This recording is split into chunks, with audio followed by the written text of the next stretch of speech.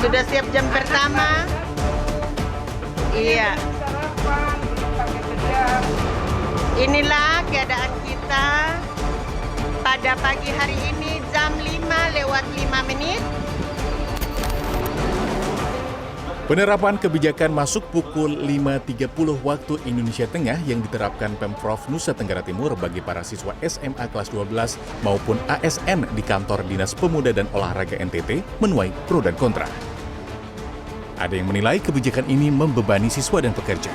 Tapi ada pula yang menganggapnya sebagai kebijakan positif karena bisa membangun kedisiplinan. Namun memang tak semua orang merupakan morning person alias gampang untuk bangun di pagi hari. Coba kita tanya warga yuk. Biasanya kalau paling pagi jam 7 atau jam 8. Aku biasanya sekitar jam 8 pagi. Saya pagi bangun biasa subuh ya sekitar setengah 5 atau jam 4 lewat tergantung azannya gitu. Lebih ke mood sih, moodnya lebih bagus, terus habis itu lebih produktif.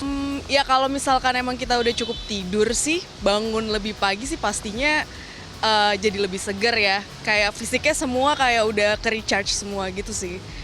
Untuk mental sih ya kita lebih tenang gitu ya. Kalau untuk fisik tergantung kondisinya sih Pak. Ya, setiap orang memang memiliki kebiasaan jam bangun berbeda-beda. Kalau kamu, biasa bangun jam berapa?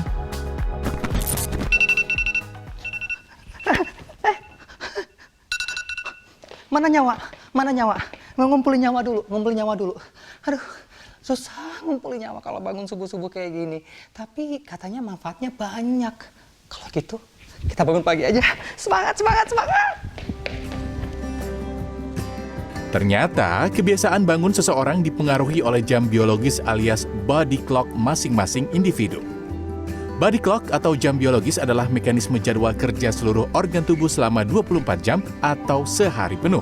Istilah kesehatannya adalah sirkadian, yaitu sistem yang mengatur keoptimalan organ tubuh sepanjang hari. Dokter spesialis gizi klinik Mulyanah Daya mengatakan, individu yang terbiasa bangun pagi akan merespons oksigenasi dengan baik yang akan memperlancar peredaran darah. Dari sisi kesehatan mental, bangun pagi ternyata juga banyak manfaatnya loh.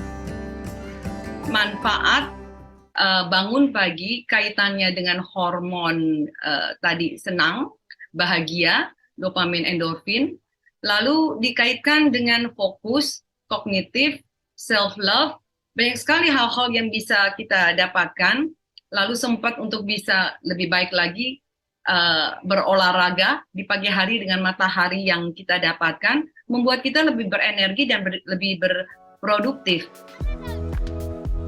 Nah, kalau sudah tahu manfaatnya, lantas gimana ya biar bisa gampang bangun pagi?